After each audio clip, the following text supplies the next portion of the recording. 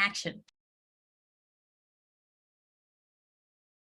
Once upon a time, I, Kate Magsamen-Conrad, University of Iowa, put a message on the health communication Facebook page of NCA about our graduate program and my work with communities. And then Katherine responded to my message and was like, hey, do you collaborate with faculty members too? I'm also at Iowa. And so we did. We started collaborating, and we took, I would say, a solid year to really kind of settle on a project that we thought would utilize both of our different various skills and theoretical areas and community group partners and that kind of thing. And we got to the point where we're really thinking so deeply about the connection between communication privacy management and support seeking that I was like, oh, Katherine, how do you feel if I asked my buddy Jeff Child if he wants to be involved in this project? And then Erin is one of my graduate students at the University of Iowa, and she's also super into CPM and helping communities, and has a personal narrative involved with this project. And so, great way to round out the researcher side of the team. We started talking immediately after I joined the group about the intersections between types of different support and needing in these situations. These parents are struggling to provide for their kids and to make sure they have what they need, but then also the interface of that and what do you share, and how much do you share, and how do you sometimes let kids versus you be the font of disclosing information about what's going on. And so then we started conceptualizing, thinking about the intersections between social support needs and privacy management needs, and how they may either dovetail and come together or be at odds with one another, where you want to maintain your privacy, but you need support. Mm-hmm. Well, those can be competing needs. And then we, from that, we, crafted a range of different kinds of sub-ideas and research kinds of topics and things that we're exploring in the project. It's a great thing we can do with our research, right? Mm-hmm. Goes back to these community partnerships and trying to give these parents new tools to think about what they do and how they do that.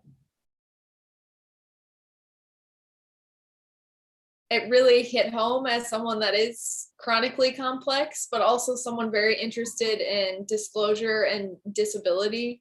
And so like the support aspect and everything, it really was a dream come true to be asked to be part of this.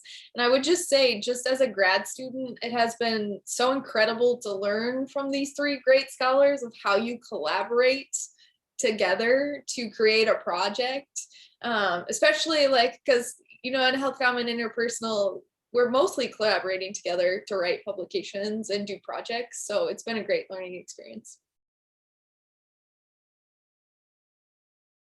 SHINE is a pediatric palliative care program affiliated with Unity Point Health here in Des Moines, Iowa. And they are an organization that I've done some research with, just trying to improve upon the services that they offer to parents with children who have very chronic, serious, complex conditions. And so they try to provide this kind of third-party liaison and support these parents as best as they can, assisting them with, how to work with insurance companies, how to navigate some of the challenges with a multifaceted medical care team that oftentimes is across multiple states, and just helping them to secure resources like wheelchairs or beds or other interventions that they might have at home. And then finally, providing respite care. And so we really wanted to look at this organization just because the two nurses that run the program were really receptive to our work and to wanting to better the families that they serve. They see research, especially communication research, to be very important. I remember meeting with Stephanie years ago and seeing a book on her bookshelf that was by Elaine Wittenberg. And I was like, oh, I know who this person is. So just seeing, here's a nurse practitioner who is working with these families and reading scholarship by communication researchers. I just thought that was very wise and something that really kind of told and spoke to the type of work that they really try to provide for their families. So the funding is going to go towards compensating the parents that we survey, as well as the parents that we conduct cognitive interviews with.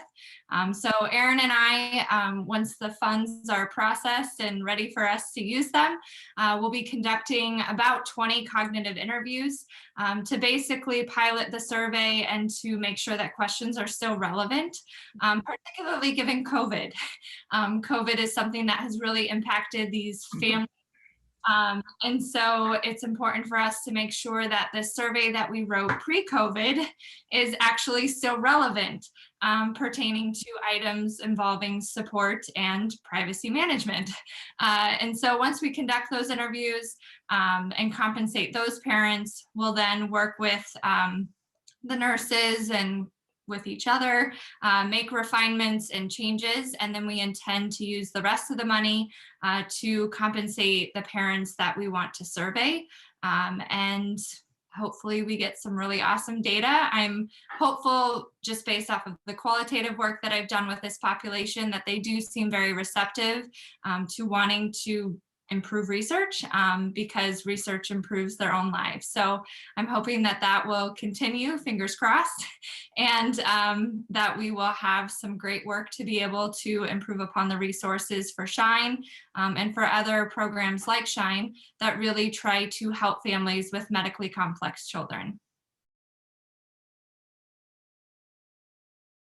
Thank you, Central States Communication Association, for awarding us this funding.